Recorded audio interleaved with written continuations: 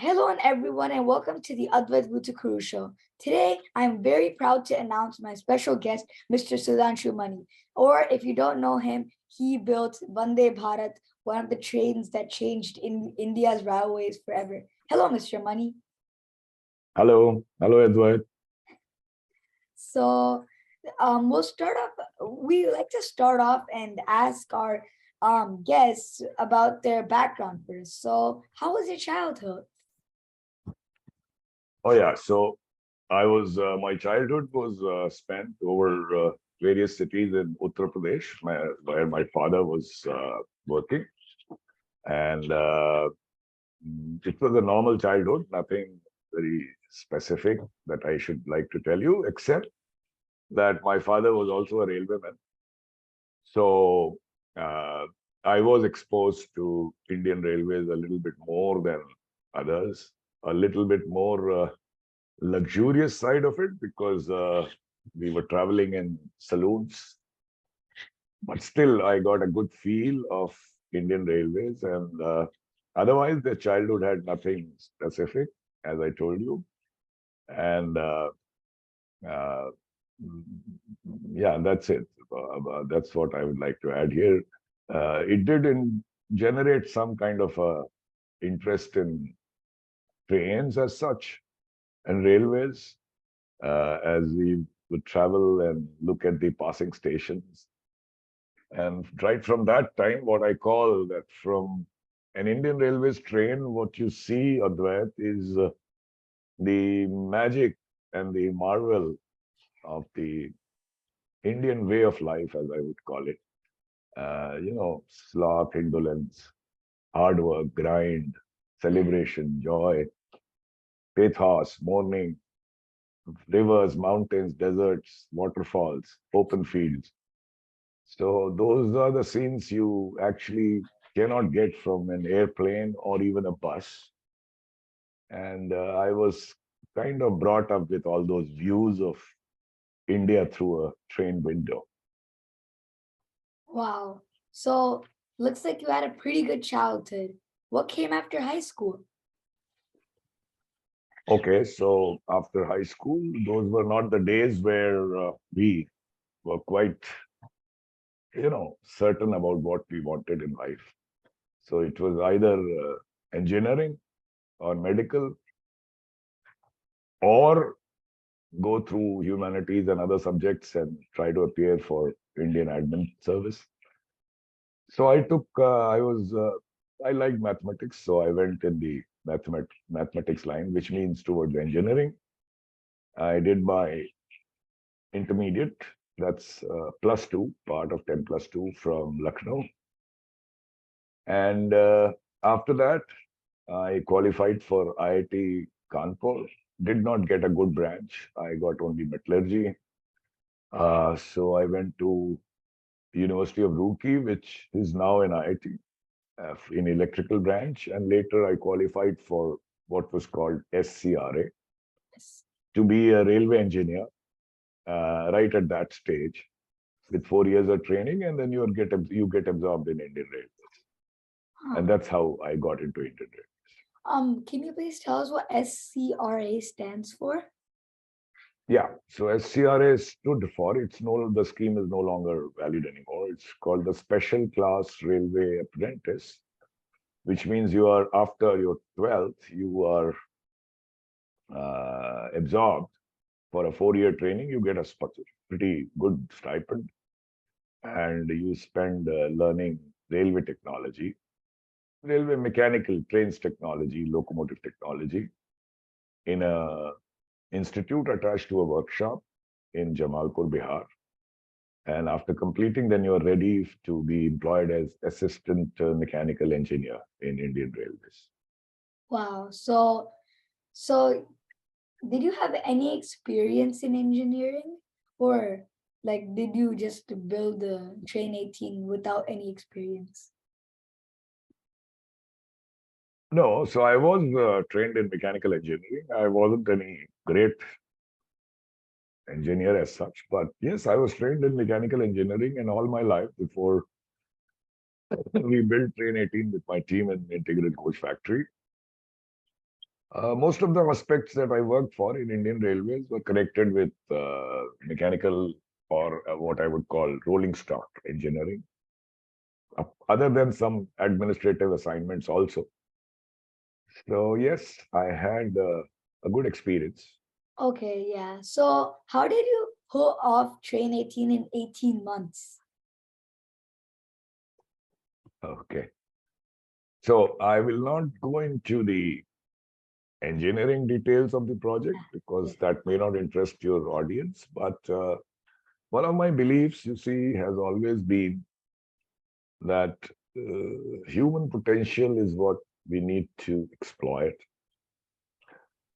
So we were in ICF and we found that I was bequeathed, it was not my doing, a great set of staff and engineers, officers who were doing more of the same, building the same type of trains year after year. And they had this audacity, the chutzpah to build something modern, more modern train for India, which India was waiting for decades. So, to cut a long story short, it was all about exploiting the available potential of human beings you interacted with. And it was not only the staff at Integral Coach Factory, but also over the years since independence. I'm talking of 2016 when I had joined in ICM. By that time, the industry, allied industry, so everything is not done by a railway factory. There's a lot of equipment and components which are supplied through allied industry. They had progressed more than railways had. Maybe one of the reasons may be because they were in private hands, and their capability has grown. So my job was again, other than exploiting the potential of the human resource I had at my command, also to exploit the potential of these companies, which were nearing the world class, not world class, but they were capable of making products to go into the train, which were nearly world class. So it was a combination of exploiting these people. The technical capability was there. All you needed was to channelize this energy, as I said, and remove any doubts they would have had in their capability to deliver a train for the first time, design it de novo from the idea to concept to engine to design, engineering, manufacture, validation, and test. And as a leader, my job was to remove their doubts and keep egging them on with empathy and strength. So these things worked out, and we were able to not only conceptualize, design, engineer, but also to manufacture and make it ready for testing outside ICF on the Indian Railways lines in whatever time I had at the command. That was about 21 months. We were able to do it in 18 months before I retired. Wow, that's like inspiring a lot. So, did you take any advice from anybody, or was it like you tried to do like, or did you like do it on your own?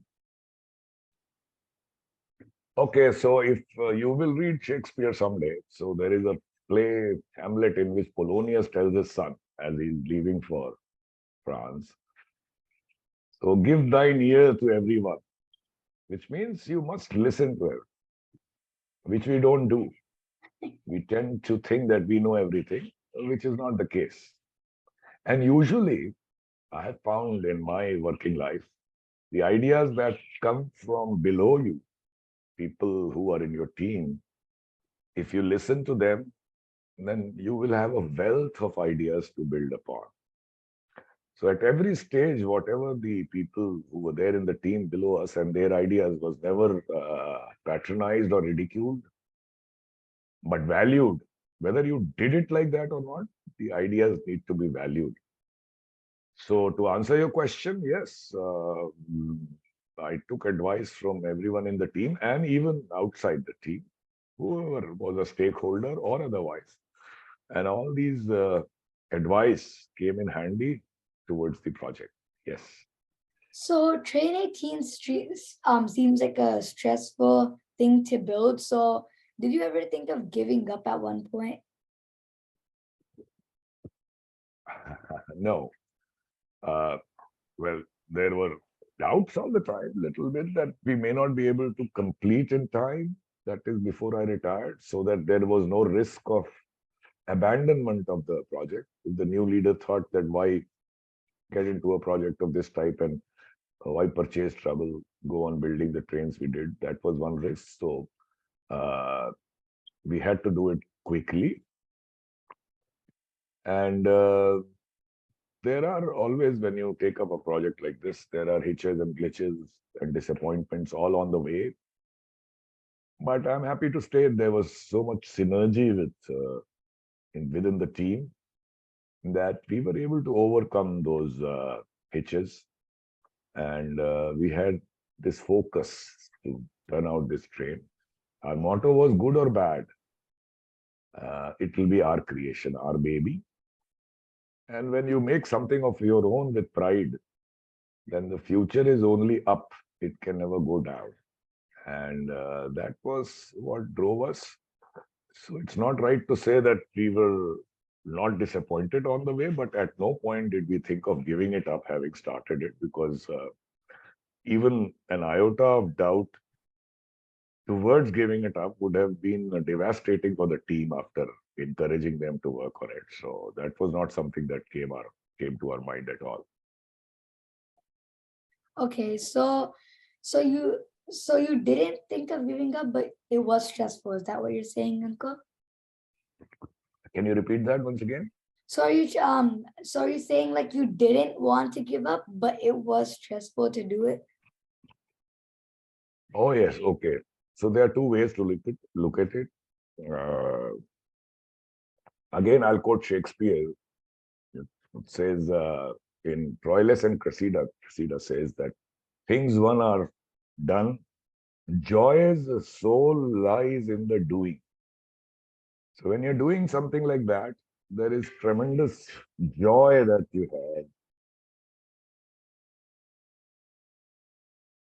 have. So the stress is overcome by the joy of what you're doing. So it is not foolish joy. It is a genuine joy when you are doing something meaningful like this. And it's not, again, not right to say that it was not stressful, but certainly uh, the focus, the sense of purpose, and the joy of doing overcame all that stress. Yes. Our people's president, if you know, APJ Abdul Kalam, has once said that a dream is not a thing you see in sleep, but a dream is the thing that does not let you sleep. So we were in that phase where we dreamt of making this train, and it would prevent us from sleeping, which means we were stressful. But all in all, if you consider everything of the sense of purpose of doing it, it was more joy than stress. So how many trains are you building right now? All right. So I retired in 2018 after we had built two trains. Yeah. Okay. And I'm an independent consultant and an author and a speaker. I'm not directly involved at all in its manufacture. There was a lull for more than 3 years since 2019 beginning. But this August, or rather August 22 onwards, trains are again getting built. And another 7, I think, have been built since then. Uh, 8 are already running, and 9th would be inaugurated soon by the Prime Minister from Mumbai. 9th and 10th, perhaps. Wow, So, that's so cool. so now we're going to have on 10th February, when 2 more are announced from Mumbai to Shirdi, and I think it's Sholapur. Then we'll have 10 of these running, and Integral Coach Factory is manufacturing at the rate of 2 per month now. What inspired you to build Train 18? Okay. You see, as I said, the more of the same syndrome is, so we had the recall of any Indian railway train, it has been the same some technology has been brought in, some looks change, AC coaches have come in. But if you close your eyes and open it to visualize an Indian Railways train, you would see the same train pulled by a locomotive, not good to look at particularly. And I always wondered, even as a child and later in service, that when are we going to have a aesthetically superior, good-looking, technologically advanced, higher-speed train in India, built by Indians themselves. I mean, you can always import at a high price. Yeah. So that you could call there was lingering, was a dream that I did not live in, but was lingering in my mind all the time. And once I got posted at Integral Coach Factory, I got the opportunity and the fortune of such a good team to realize my dream. That's wow. I felt proud and excited when my parents showed me about Train 18. I love traveling in trains. Okay, So, good. one more thing. I heard about this is the last question. I heard Mhm. about the tilted trains. So, is there any information you can give us about that? About, once again, please, I heard about the tilted trains. tilting trains. Okay, so tilting train is a technology used in Europe, not extensively, but it's used some part. If you're a science student, you would know that on a curvature, you have to give a cant. You have to raise one of the rails to balance the centrifugal force, so that the passengers don't get pulled away in one direction because of this force. To make that even more better ride comfort for passengers, it's the other than the track cant, the train also tilts to compensate for that curvature, and then you don't need to reduce speed on curvature. That's the major benefit of tilting. It has had some maintenance problems and so on. The new high speed tracks are built in a manner that they don't have much curvature, so the tilting trains may not be of much use. That's why it has not found very wide usage. But if you want to run trains at a higher speed on existing tracks which do have a lot of curvature, then tilting is a good solution. And I believe on certain routes in India also at some stage we should build in tilting technology in our trains. At present, in India, we don't have any tilting technology. Wow. So, anyway, that's the last question. I hope you enjoyed this interview, Mr. Mani. And please, Yeah, yeah, my pleasure. for the viewers, please consider liking and sharing this video. And Mr. Mani, is there anything else you would like to say? No, okay. Only one message. It's good that you like the train, but it was do realize it was just a train. It was not something so let's say technologically advanced like Chandrayaan, if you've heard of it, or Mangalyaan, the space crafts that India sent to the moon and the Mars. Yet it got so much love from the people, and it was all because, I guess, was because that media had given it a publicity, released its picture, and for the first time, people saw a good-looking train with higher speed, cutting down travel time, and what I would call as a symbol of aspirational and resurgent India, and that's why we got so much appreciation. Yeah, I will of finish course. by saying that many thousand such projects are possible in India. All it needs is leadership with empathy, passion, and a sense of purpose and commitment. No, of course. Okay, everybody. Thank you, everybody, for watching this video.